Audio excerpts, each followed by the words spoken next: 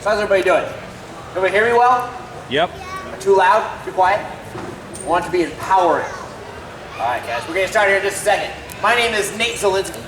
We're going to be talking to you about methods to become a better scouter, which is going to lead to more successful hunts in the field. Now, the primary focus of this is going to be elk hunting, but in reality, we're going to be talking about everything. I mean, everything we talk about here will follow through to deer and bear and really any big game that you're going to be hunting. So, again, these are things that we really promote. Now, I can promise you right now that everything that we build in this seminar is coming from a very fair chase, very public land, very normal situation.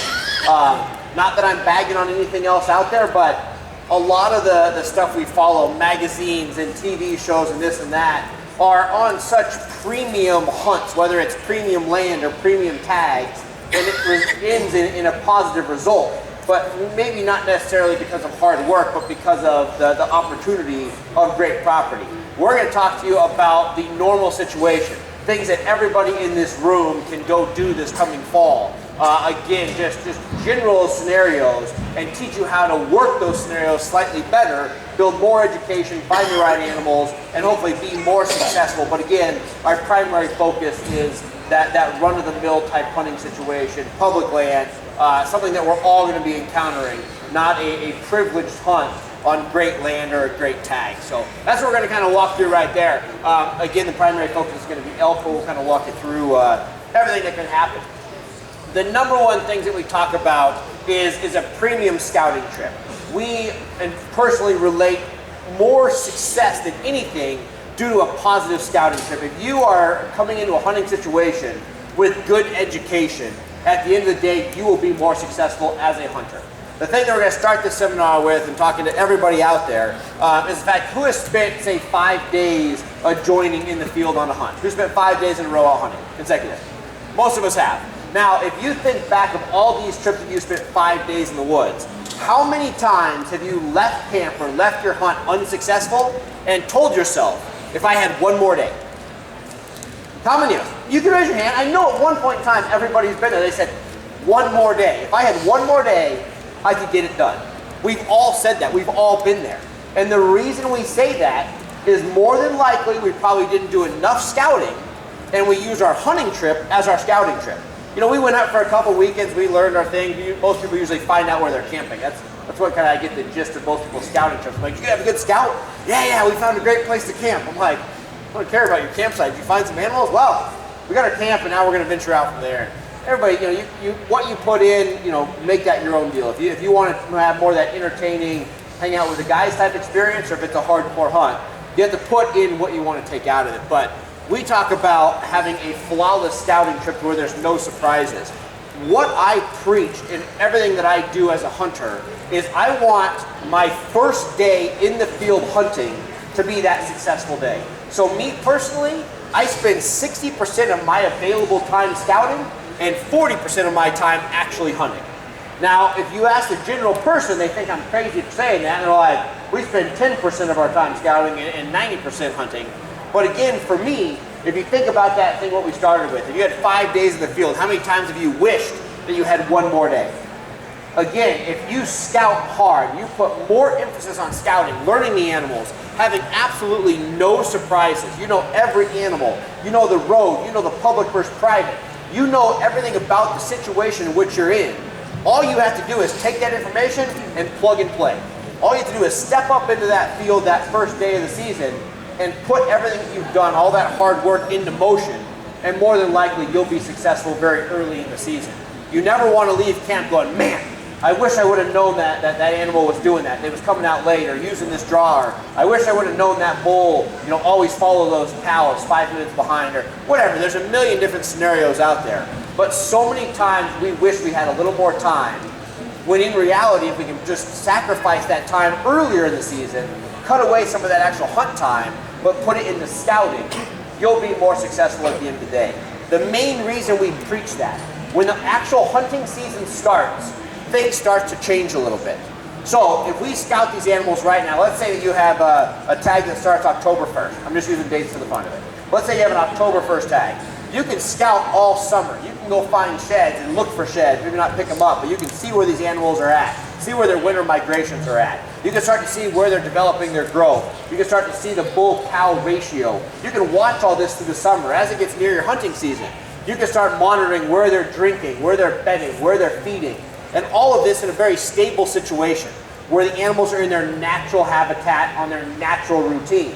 Now all of a sudden hunting season comes along, as the guns go off, as the arrows are flying, muzzle loaders, and everything happens in the fall, and these animals get pressure, they start to change up their habits just slightly.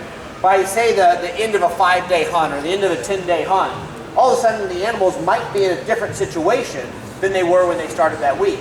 But if you can have all that information leading up to it, you don't need that 5-day hunt, you don't need that 10-day hunt, because you're going to take these animals in that natural environment, that natural state, where they're feeding every day in the same routine, drinking in the same routine. You're going to get in there, get in place on that first couple days of that hunt, and make the most of that hunt because you have all the answers. So to me, absolutely 100% of my success in the field comes to a flawless scouting trip. Again, this is probably one of the hardest things that I do as a hunter because I want to hunt. I don't necessarily get that much enjoyment out of scouting. I like being out there, I like hanging out with my family, friends, but I want to hunt. I want to have a weapon in hand, and I want to be pursuing this game. So it's hard for me to, say, hey, as a hunter, I only have, those 10 days to hunt. It's hard to carve out 6 of those days scouting and actually only hunt 4 of them. But it's something that you need to do. So again, think about that. Spend more time scouting, less time hunting, and I promise you, even though it sounds weird, you'll see those results and you'll be more successful at the end of the day. So again, 60% of our time scouting, 40% actually hunting. Now before we actually talk about methods of scouting, one of the biggest things that I hear as a hunter, when you post up a big bull like that, you have a big buck, everybody asks where you shot that animal. Where'd you get it at? Where'd you get it at? They don't ever ask anything, oh hey, did you scout that animal? What was the best season to hunt it in? Everybody's, where you at? Where you at? Where you at? And to be totally honest, this is a 100% answer. A lot of people give me a hard time for this, but it's the honest truth. For me personally, most of our areas, and really the entire Western United States, we're at a peak for our animal growth. We have got bigger antlers on all of our animals than we've ever seen. Our numbers are great. Our hunting success, not as much. Our hunting success has gone slightly down almost every year, just a little bit, but our animals are great. They're bigger than they've ever been. I mean, you talked to hunters years ago, 10 years ago, and you're like, man, a 300 class bull, I'd do anything to kill a 300 class bull. Now you're like, 300 class bull, I won't even dream of shooting a 300. I want a 400, I want a 425. Again, everything has gone up. It's a great time to be a hunter in our western states. So with that said, and guys talk about these big animals, and everybody's like, man, where were you at? Where's the secret spot? And the truthful answer is the unit in the area that you can get in and access the most and scout the most and draw tags in the easiest is going to be the best unit for you. Now, I'm not saying that some of these units hold, tremendous numbers of these big animals, but most hunting areas back here in these Western United States are going to have that little niche, that little 2% of that unit that'll have big bulls in it.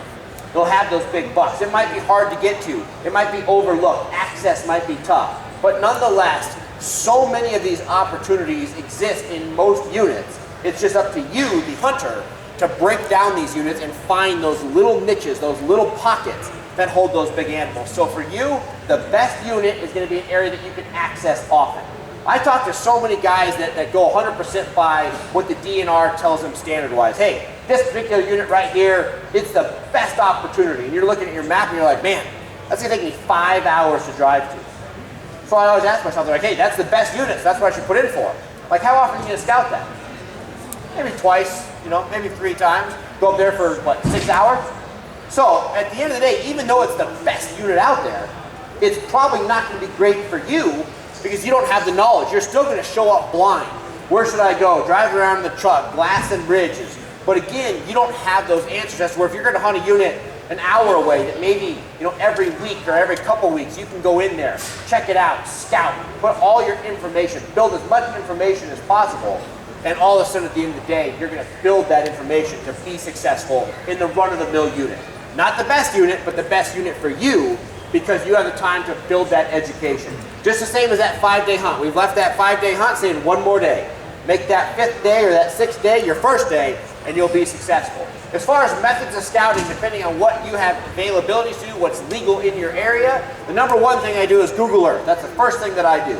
So many of us don't have the time to get out there. Now, depending on your level of technology, there's a lot of other programs out there far better than Google Earth to see better topographical. You can measure just far better usage. But again, we're going to say that all of us are run-of-the-mill hunters. We're talking about the average situation and something that all of us can do even right now, and that's the use of Google Earth. I mean, it's very easy. You can get on your cell phone, you can get on your iPad, get on your computer, and you can pull up Google Earth free of charge, and you can start to learn these areas. I mean, the biggest thing, look for the three major components: food, water, and bedding. If you have food, water, and bedding, you're in a great spot right there. So again, without being in the field, you can start to get a rough lay of the land. Hey, here's some dark timber patches. Here's a different, 3 or 4 different water sources. Here's some bigger meadows. You can get an idea of what's happening. Now, how many of us have ever hiked or gotten up 3 hours before light and done this major hunt? It just starts to get light and it looks incredible. And all of a sudden you see some guy in orange, one ridge over, or you get all set up and you hear an ATV coming from somewhere that you had no idea there was a road. It's happened, we've all been there. No surprises like we talk about. Google Earth. Learn where every road is at. Learn where every gate is at. Learn where the private versus public is. Also, learn which private gets hunted. That's one of the biggest things that most people overlook. They're like, oh, there's a big private ranch right here. We can hunt the outside of it. Does that private ranch hunt? I personally am a big fan of ranches that hunt. I don't like the private ranches that don't hunt. If you don't hunt that private ranch, all of a sudden you have a mecca of animals that use that as a safe zone. If that private ranch hunts, at least they keep everything on a normal mingling basis. Everything kind of keeps flowing. They get pressure from both sides. It kind of keeps everything in a natural state. But again, Google Earth, very simple. It gives you a rough idea to lay of the land, to learn some things. So when you actually finally do get out there, you make the most of that opportunity. You have a rough guess in your head. Here's this drainage, here's where everything goes, and so on from that point. So again, very simple. Google Earth, great tool to start learning the basis of where you're going to be hunting, and just have those mental notes in your head. How many times have you been in the field and you've seen an animal go over a ridge, and you tell yourself, okay, we're going to pursue that animal, he's going slow, he's just feeding, and you get over the top and you have no idea what was over there. He's really in his bed, you crest the hill, you blow him out, and you never see him again. By the use of Google Earth, you can have that rough idea. Hey, I know that over this draw, I had some dark timber, so that bull's actually going to his bed. Let's back off, let's get a plan, and we'll hunt him in the evening, or hunt him the next day. But again, the little information of just those kind of mind stats in your head. Hey, I have a rough idea of what's going on out there through Google Earth. You can make those educated decisions to be more successful in the field. So again, Google Earth, simple and very, very sufficient to learn your area to be more successful. Long range scouting. This is probably my most efficient tool. This is something that I do absolutely the most of. I love sitting in my truck, sitting on a high point, and just sitting behind the spotting scope. This is probably, again, my tool because, number one, it allows me to cover massive amounts of property. Again, I can sit on a ridge and I can blast for 6 miles. The elk and deer I'm looking at might be little pinheads, but nonetheless, it gives me a good idea of counts. I know how many animals I have in a given area, a given drainage, a given range. I have a good idea of how these animals are interacting. Hey, I always have the does come out first, or the cows come out first, the bull follows, the buck follows, whatever the case may be. It gives me a rough idea of how they are moving on a day-to-day basis. It gives me those rough timings. How many people time their animals when they're scouting? Some of us do, all of us need to. The exact moment, hey, this animal is out at this time, this animal goes to bed at this time. We're not saying it's going to follow it to a T, but more than likely it will follow it to a rough step. So again, I watch all these things. I have a big notepad, I name all the animals I see, and I just write down little notes. Hey, this particular animal, kind of sketchy. Always comes out well after the cows or, after the females. Doesn't like to be out in bright sun. Doesn't like to be out in the wind. Whatever the case may be, all these animals will have different characteristics. You learn those characteristics, and it'll be much easier to harvest that animal. So again, little things like that, you'll build a point. That bull there, it's a big bull. I killed that bull in Colorado.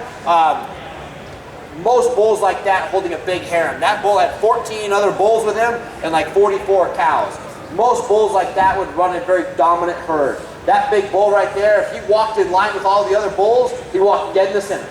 He'd hardly ever bugle. He did not act like that big dominant bull. He could care less. Other bulls would come into the herd, he'd let them hang around a little bit, he'd push them off eventually, but didn't have those characteristics of that big bull. I watched that bull for like 105 days before I killed him.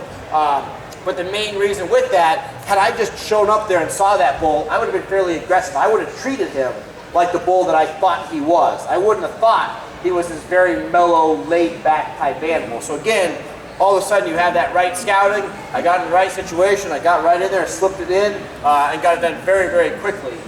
Just for the fact that I knew exactly how that animal was going to react when I actually chased him. Again, I watched that animal almost 100% from long-range scouting, just watching them from afar, watching how they interact, everything that they do. Yep. They're, generally speaking, they're not seeing me. I try to keep the distance where there's no wind, they have no idea I'm there. Is it possible to cut this to you? So this gentleman's asking if that animal could get used to you. I can say that none of the animals that I've harvested have, but I do have some hunting people, a couple guys that work for Mossback that check in with their animals every single day, that I can say they probably did get used to those animals. I know a guy that harvested an extremely large mule deer, a 300-inch mule deer, that I would say that deer would allow him to push the envelope where I don't think that animal shouldn't let him push it, just for the fact that he was with the animal every single day. So it is possible for that to happen, for sure. So long-range scouting, absolutely crucial. The other thing that we do with long-range scouting, more so than anything, is watch the wind. How many of us that have done scouting have ever scouted the wind? Scouted thermals? Some of us have, not all of us have. I guarantee if you are a big game hunter anywhere in the western United States, you have been busted by the winds more times than not. Whether you know it or don't know it, you have been busted by the wind. It's the hardest thing with dealing with an active western hunt. Thermals are changing nonstop. So, long-range scouting, I do a couple things. Number one, I always watch the thermals on rough timing. So I generally have like 3 types of days. You have that bright sun, nice hot day. You have a sunny, cool day, and you have that cloudy day. Again, you're going to have all those cycles. And again, this is a very rough estimate. But I just have that notebook. Hey, roughly speaking, 9:30 on that bright sunny day is where my thermals start to switch. 4:30 in the afternoon, my thermal switch. I watch it every time I'm in the field to just get that rough idea of when those thermals are changing. Because again, so many of our hunts as big game hunters revolve around those thermal changes. It's that hour before dark. It's that perfect time to start making your hunt. And if you try to push that envelope before those thermals are gone, usually you end up busted. Same thing in the morning. These animals are extremely fast in the morning. They slow down right before they bed. That's a lot of times an opportunity for you, the hunter, to make the most of that hunt. If you don't know the thermals, you never know to push that envelope or not push that envelope. So scouting that wind. I'm watching it where I'm particularly sitting during this long-range scouting. I'm also watching grass, watching bushes. I've even had situations to where I know where these animals are going to be on certain ridges, and I'll go hang flagging tape from bushes. Where literally from 2 miles away, I can see my flagging tape to rough guess what those thermals are doing. It sounds extreme, but again, I'm harvesting a lot of giant animals with the cost of a cheap tag. No guides, no outfitters, no premium anything. All I do is hard work. Again, hanging some ribbons is basically free. Buy a roll of ribbon for $2, hang them all over the woods, pick them up at the end. But again, it allows you to learn the timing, the thermals. All that education is what puts big animals on the ground. Last thing we do is cameras. Now, with the use of cameras, again, some places they're legal, some places they're not legal. To me, a camera is a tool for timing. I want to know the timing at which animals are using certain areas. I would say that 80% of the cameras in use today are a bragging board. All you see is people, look at this bull, look at this buck, look at this thing I got on camera. I'm like, good man, are you going to kill it? Well, I never saw him again, but I got a picture of him. I mean, you see it. You turn on Facebook or any of these social media, apps coming up here this fall, and all it is pictures of these animals. And I'm like, man, I wouldn't be posting that. I'm like, that's a pretty good animal. Maybe keep that on the down low. But again, cameras have become this very large, tool to brag to your buddies that you found some spot.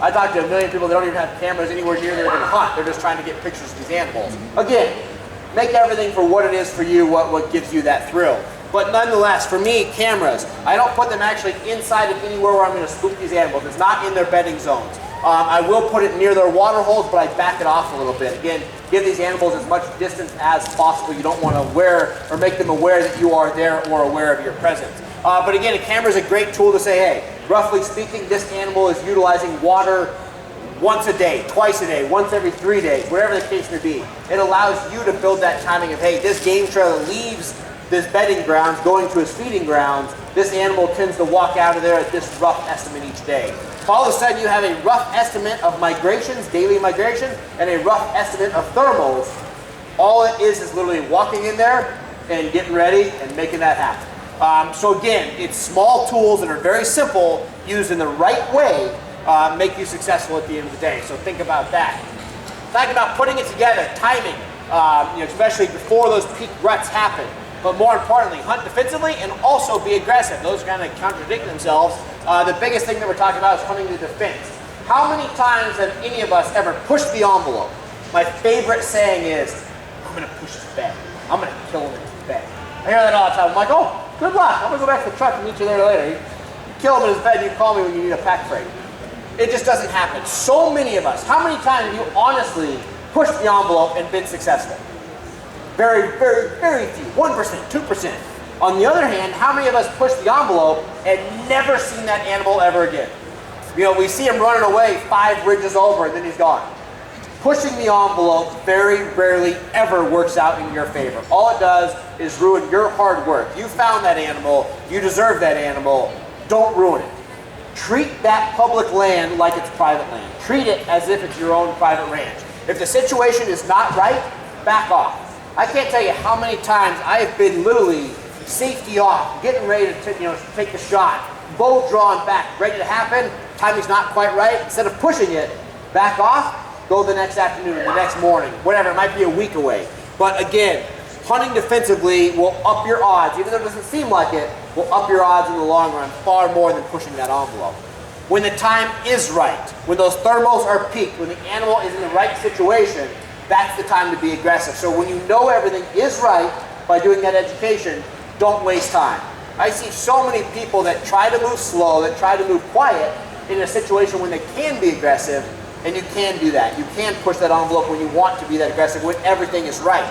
So you just have to learn the difference. By scouting the animals, knowing how the animals act, you should have a good idea of when to be that back off, when that animal is going to be, the time is right, and when it is right, be aggressive.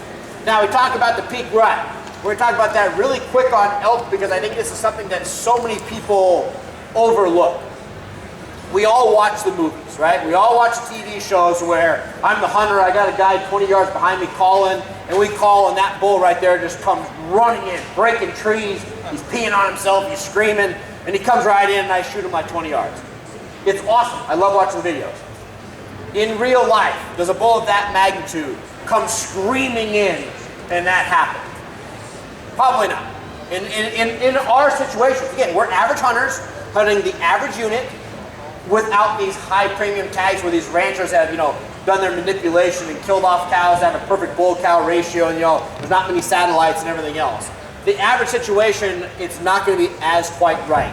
The timing of when that is right, when we want to call these bulls in, when that rip-roar attitude can happen, is a very small window. Generally speaking, it's about 2 days. So when I watch a bull like that and I want to have that calling experience, I want to have that bull come in on me, I watch these animals. They'll either be with satellites with other bulls or they'll be independent. I watch that animal. If I watch him in a nice September morning, his head's down, he's eating, I have cows in, let's say the cows are 1 ridge over or 100 feet from her, whatever the case may be, I watch how many times that bull looks up. I watch how many times that bull licks his lips. I watch every movement that animal makes to show signs if he cares at all about the cows in the area. Even if there's no cows around, is that bull looking up? Is he aware of his surroundings? Or is all he cares about is eating and bedding? I watch those situations, and all of a sudden, that day is going to happen where you're going to see that bull, even though he's eating, he spends a lot of time looking around. He spends a lot of time licking those lips. He's starting to pay attention as he crosses trails. He smells the trail instead of walking right over the trail. That's that peak opportunity. A big bull like that generally takes anywhere between 3 and 5 days to build a harem. Some of these big bulls want to select 2-3 cows, breed them at a time. And that second heat comes around is when they have those big harems of 40-50 animals. That first wave of them is generally small. I'd say the average small group is going to be between 6 and 12. I've seen a lot of big bulls have 2. I've had a lot of big bulls have 30. But generally speaking, I would say about that 6 to 12 is that common group that these bulls are going to first breed in the first stage of that rut. When that's happening, I watch that bull. The second I see that bull starting to look around, I know that's my 2 days, the next 2 days. that I have a chance to get in there, have that calling experience because he's looking. Once he gathers cows, it's over. Everybody goes out there and they have this experience where the bull has cows and you're calling to him and he's screaming. And you're like, this is awesome. He's going to come right in. He doesn't. He's screaming. He's answering. There's no doubt. He's going to come off that herd a little bit, but he's not actually coming in. He's just showing that aggressive nature. Hey, I'm here. I have my cows. Stay over there.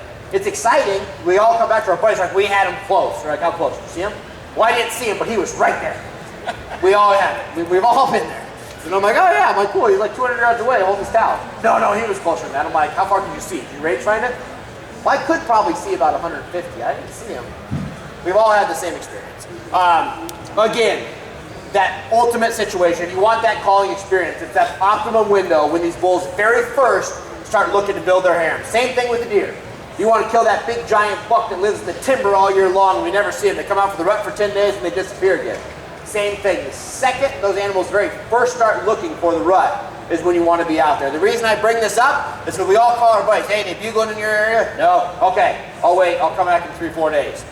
By the time they're rip roar screaming, I just barely missed my opportunity on those big giant animals. I'm still going to maybe have a good chance at satellites and still a good chance of some good bulls. And I might have to hunt those big bulls over water. I might have to sneak up on them, whatever the case may be. But if you want that calling experience, it's at the very first stages of the rut. And that's going to lead you to being more successful at the end of the day.